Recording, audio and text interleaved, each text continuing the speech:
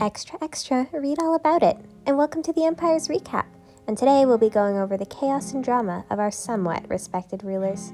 This week, our narrators are dressing up. Is it for Halloween? Is it for the festival? Why not both? Chromia have received news of the festival that's coming up.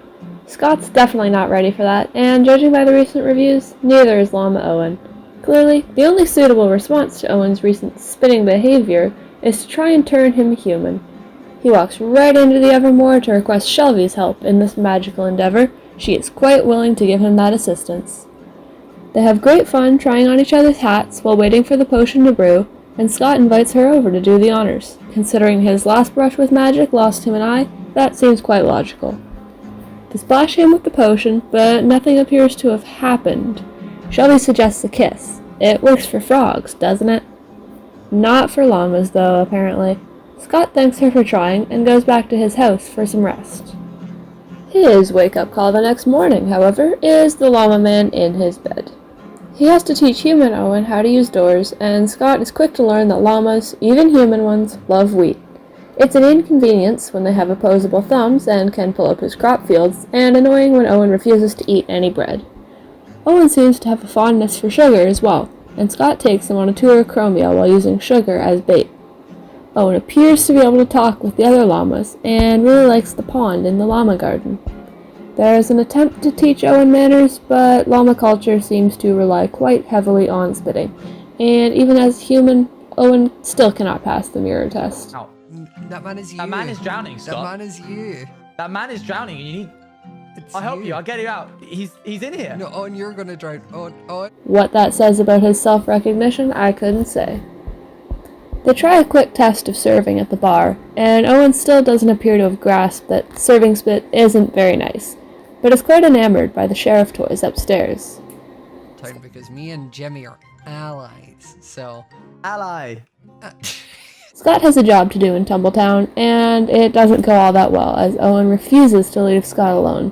Hopefully Jimmy still likes him. Look, it's you! Right, let me hit him now. Let me smack him. Let me Look, smack him now. like Smack him. No, Get out. no, Take him out. no, Take him out of here. no, Take him out of here. no. I will kill him. I will kill this man. Owen is a menace, and Scott needs a way to turn him back into a llama. At least he didn't know how to open doors then. Shelby is startled by the llama human, but he introduces her to Owen, and she agrees to turn him back into a llama. They struggle to corral him, but eventually Shelby gives him a potion, and the two return to Chromia. He does promise to bring Owen to the festival, and then they go to bed so Scott can wake up the next morning with a llama in his face, but thankfully this time not a human one. He kinda misses the company, though.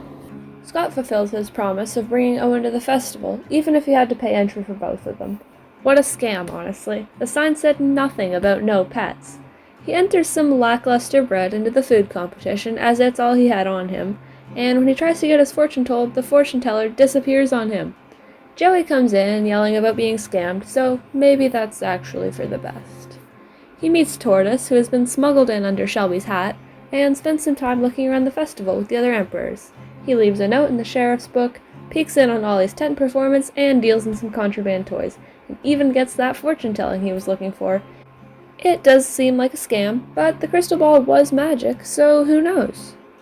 Scott gets involved in the hog race, even though he ends up dead last as his carrot breaks, and the archery competition and the arena fights were all very fun to watch. He makes sure to bring Owen back and put him behind the counter, along with one of the contraband sheriff toys, and all he wants to know now is there a lot of cool stuff on the other side of that rift for him to collect? 1 week later, and still no Gary in sight. Lizzie is still worried about her explorer, but she needs to fulfill her mayor duties as the frog population multiplied, and so she needs to build them houses. While searching for materials for decorating her street, she comes across an emerald ore to add to her now almost completed ore bundle. Now that the district is more frog-like, with puddles and decorated houses, it's time to name the frogs. But with only butchers and fishermen, it's impossible to have that many name tags, so off to Stratos we go. What the... Oh! Look at the atrocities that humans commit against their own kind. Such horrors! couple of newly named froggies later, it's time to do one last trip out of Critter City to a lush cave for spore blossoms and small drip leaf. Now that the district is blessed with a new moat to add more defense and plenty of particles floating around. These are going to emit lovely particles that will fill the air with magic snot. A festival near the rift is being advertised all around the server. It's time for Lizzie to put her knowledge of food to a good use and hold a food contest, and maybe even get a little few extra goods with bribery. After setting it up, she notices a perfect formation of rock to hold a scammy crystal ball reading. Decorating her new cavern with crystals, stealing a skulk head from Flip for her crystal ball, and getting in disguise, Lizzie is now finally ready to make people buy her Empire's export with false fortune readings. Who are you? Oh, I'm just a lowly fortune teller. Wow, you're early for the festival. Yes, well, time is just a construct, you know. Yep. Lovely to meet you. Oh! Sausage kicks off his episode by having another vision. This time, while hanging around his hero for hire, he gets transported to another tower and gains abilities. Stick with us, guys, this is a common theme. Shelby visits for the first time after a zombification, and is relieved to see him looking human again. He's not mad at her, she was just trying her best to help, and he made the best of it anyways. He grabs materials for his next build, or tries to anyways. Instead, he's stuck into another world, where similar-looking storage systems lie. This time it's two, and it's one after the other. Storageception. Sausage grabs his materials and starts building something for the festival. It's a fighting arena for fighting. Yeah. And then, yet again, he gets another flashback. This one is good. It's in, you guessed, an arena. He gets pulled back and realizes he needs a new weapon. Sausage grabs more magic from Sanctuary and gives it to Eddie, where he's pulled into yet another vision. A similar-looking workshop draws him in before snapping back to the present. Eddie's got his new crossbow ready. At least he's prepared for if the festival has any unwanted visitors. Pixl Rift's Museum of Server History gets a visitor this week as Ollie finally figures out where his house went. He's upset, but soothed by the knowledge that it has been well preserved and he can actually have his things back if he wants them. I reproduced your inventory as meticulously as I could, so it's all there if you need to take any of it with you. This is incredible. This is you show respect to my empire that no one has ever done. Ollie was actually here to get some advice, begged for through a song. His stolen horn has been stolen back, and he's out of instruments, and maybe Encyclopedia Pix over here might know of a legendary drum or something? Well, Pix might, but not for free. There's one thing missing from the museum, and this historian wants it. You've got something that I would absolutely love to put in a museum, something that really deserves to be put in a glass box. As the one who's slayed the dragon, I'm fairly certain it should still be in your possession. No. You've got the egg. You've got. I need the egg, Ollie. No. Bring me the egg for my museum. I see why you would want the egg, and that's great and all. It's the rarest item in the game. There's only ever one of them in any Minecraft stuff. That's in a way, I'm the rarest person in the game. After getting put in Ollie's will as beneficiary of the dragon egg, Pix is more than happy to point him towards the instruments of the gods, by pointing him at one smallish beans. He's a god, or at least claiming to be one, so he should know all about them. Time flies, and the Rift Festival sneaks up on Pixl Rifts a little fast. He forgot to prepare a booth. Thankfully, his contribution is covered by being the local tech guy. Some of these games need a little help. First stop is Catherine's archery game. As usual, one of the biggest issues in her redstone is a single observer being placed upside down. A common yet devastating mistake. She's also used a blueprint that requires bullseyes on moving targets to count, and since she's not intending to run a scam, Pix helps her simplify the system so any hit will count. Next up is Flip's hog racing course. He wants a countdown jingle to the doors opening. Simple enough, especially with the old adage, more banjo, more better. I am this confident that my redstone is up to scratch. I am packing away my stuff. I think we've nailed it. Now all that's left is to attend the festivities. Flip's preparation for the festival begins with the promise of a pig race, but first he has to deliver some snacks, I mean rocks, to Gem. So good. Anyways, mobs are starting to do what the chickens have done, spread everywhere. Thus, the extension of the root wall. Ignoring some touchy bits of the skulk, the wall comes along nicely. In return for Gary's help in the expedition to the rift, Flip attempts to give Lizzie back the white fox from his cave. However, there's a tragic end to this tale. Instead, he gives her a ton of raw chicken. Maybe that god did help a bit. Next up, a glow lichen farm. This new steady stream of lichen helps Whip make some ore veins in the goblins, using it to help light up to draw the eye. The goblins is looking pretty good. The final touch is the extension of the sea pickle farm, in order to increase the supply as well as get more blue into the cave. The final preparation is the construction of the pig racetrack. Spike pits, soul sands, and some dangerous unlit sidelines make for a good show, and it's making me all giddy for the festival. Before the festival though, Shelby comes to visit. The two sneak over to Dawn to take a nibble at the newly built gate wall. It's been a long time coming and it was worth the wait. Shelby's been having bad dreams this week. After turning Sausage into a zombie, her dreams are filled with her friends turning into zombies and blaming her for it. Scott, Joey, Lizzie. She wakes up, suddenly awake and aware of the real world. It's quiet, nobody's home. Her garden has been filled with armor stands. It looks like they were running from something. Maybe she should check on her friends. Sausage is back to being human again. He's not even mad at her. He appears to have made the best of it, and even made a hero HQ. He tells her about the rift, and she decides she should probably take a look at it.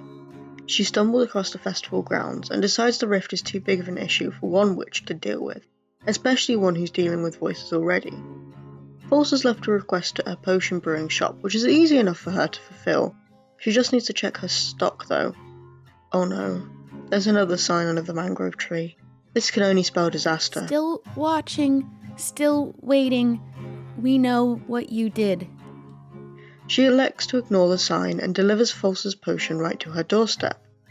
While restocking back in the Evermore, Scott stops by and asks if she'd like to help with a magic request, turn a llama into a human. Of course she said yes. While the potion is brewing, they try on each other's hats, and he invites her to Chromia to witness the potion. It doesn't appear to work, and you know, turning animals into humans has happened in books before. Maybe he needs to kiss the llama. Unfortunately, that doesn't seem to work either, but Scott lets her stay in the room in the tavern for free anyway, even though she made him kiss a llama. There's another visit to the Evermore in the form of Shelby's crush Catherine, who's here to thank her for the mangrove propagule and give her a tulip from Catherine's land. Scott's back. Everyone seems to be wanting to visit her today. But he's got amazing news. The potion worked. Owen the llama is a human now. I need a way to undo it. I'm sorry, we just turned a llama into a human being, which is like an incredible feat of magic and science, and you want to undo it? He's really, really annoying. Know how to do that? He's... Oh, where's he going? Owen, excuse me. Those are mine. Owen, I've got some wheat. wheat. Hold on, lad, stay here. Oh, you can... Yeah, give it to me, please. There you go. Oh, he said please, like we're learning. He knows manners, that's so cute. I'm learning. Hi again. Hello! To be fair to Scott though, he is right. Owen is rather annoying. She can see why he'd want to turn him back into a llama. She quickly brews up the potion to turn him back into a llama, and Scott takes him back to Chromia to wait for the sunrise. Now, Shelby builds a drinks cart for the festival, but why not kill two birds with one stone and make the drinks cart her new potion shop? The tent was only supposed to be temporary anyway. The new drinks cart looks very on theme in the Evermore, but she needs to bring it to the festival. Shouldn't be too hard as it's on wheels. She's been working out recently too. Catherine inspired her. A visit to Shelby starts off Catherine's week, dropping off a pink tulip in return for the mangrove sapling. After the friendly visit, Catherine returns home to work on the stall she built last week, using mini blocks to make them adorable. Look at the little furnace. She's interrupted by the local bard, who has come yelling news of a festival. Seems more newsboy than bard at the moment, though. The fee is 5 diamonds, and he also needs a lot of wool. Why can't the wool cover the cost of the diamonds? That's just rude. He does mention that there can be activities leading to Catherine setting up an archery game. Looks pretty fun to me.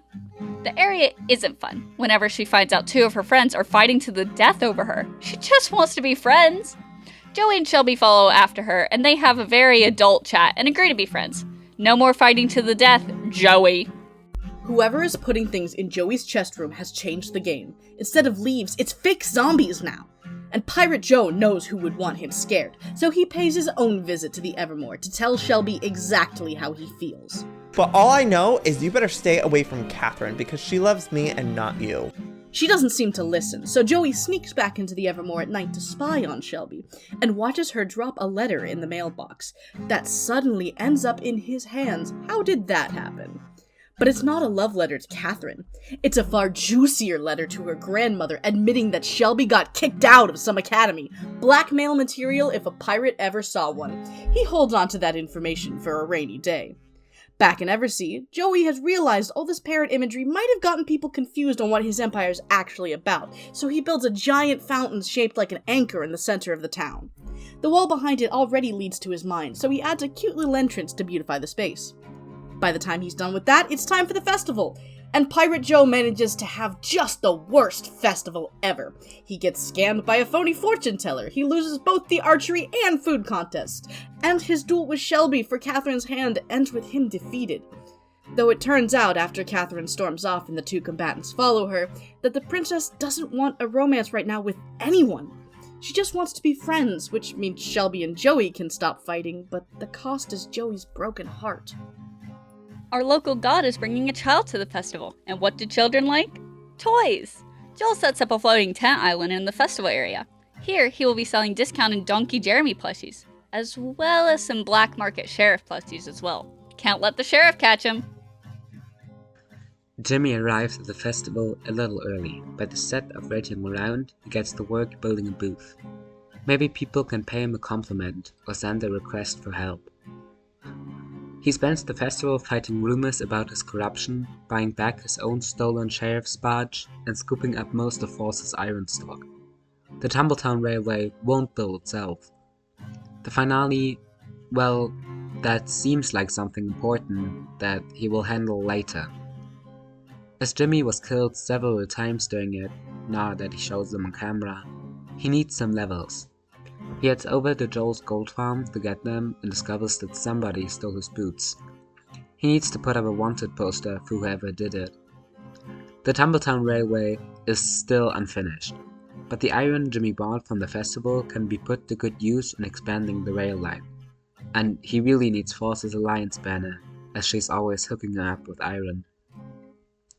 Actually, he does need some more, so he heads over to Force's base and gives her a bunch of diamonds in return for most of the iron in her trade chest. The iron gets him quite far on the railroad. In fact, he gets the track out the other side of the tunnel before he runs out of iron. As the sheriff, he doesn't have too many custom designed things, but now he has a lasso.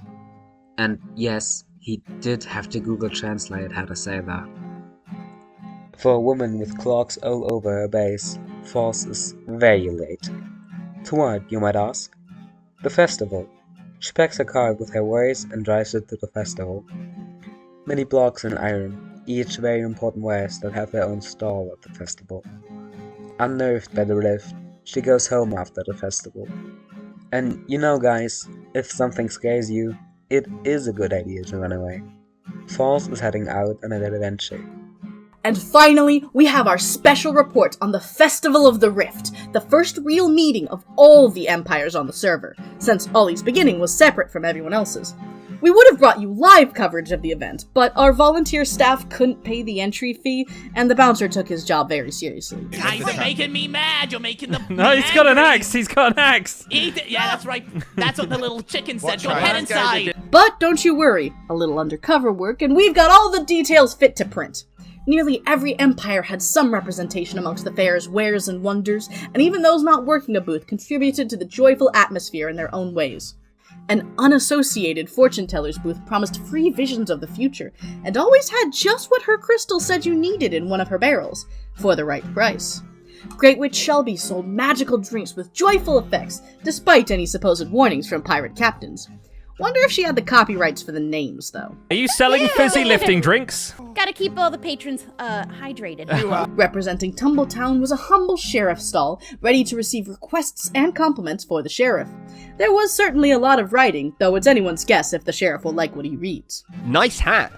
False. You are a little stinky little toy man. Howdy, howdy, howdy. Your bestie, XOXO. I love the law, even if he's really tiny. One of Stratos' mini islands floated all the way to the festival site to sell discounted toys. Discounted since they didn't have to climb all the way into the sky to get them, we suppose. I hear you want some toys. I heard there's some discount toys from the sexy man. There is some discount. Wait, oh my gosh, they've all. Wait, where's the sexy man? Even the reclusive False Symmetry had a stall, a cart selling miniature versions of blocks. What advanced technology. And the festival host himself, Ollie the Orion Sound, had an interactive exhibit telling his tale of woe, of adventure and dragons, and oh, they're touching the egg again. A few of the empires decided not to sell things at the festival, but have things to do. The first event was Flip's Hog Race, a 2-lap course with falls, shortcuts, and a platform from which onlookers could throw things at contestants or push each other onto the course. The Goblin King himself came in first and denied all accusations of foul play or insider trading. He's just good with a carrot on a stick. Following that came Princess Catherine's archery contest, a head-to-head test of skill and timing. The victors, Jem, Joel, and Lizzie, all walked away with a fashionable new hat, as long as no one decides to play William Tell. Sausage of Sanctuary had built a large arena for gladiatorial combat, and Pirate Joe took this opportunity to finally face Shelby in a fight to the death for Catherine's love. Her magic proved stronger than his trickery, and Shelby was the victor. But considering the way Catherine stormed off after the bout, the hand they fought over might not be anyone's prize at all. As the day wound down, the cuisine contest held by Mayor Lizzie came to judgment. The empires had all presented their finest local foods for the mayor's palate, and after careful consideration with a full stomach, Sausage's Candy Apple won the day. To close out the festival, the leaders gathered in front of the mysterious rift. Ollie was just beginning what we're sure would have been a stellar debut performance when... Oh! What was that? What's going on? that? It wasn't me. It wasn't me. I didn't. What is that? Wally, what's There's a that in front note. of you? Dude, what's in front of you there? What is that? It says new portal. Who dis? What? A message from beyond the rift? Who dis indeed? Join us next week for more chaos and shenanigans. Thank you for watching, and thanks to everyone for helping out with the project. Check them all out below.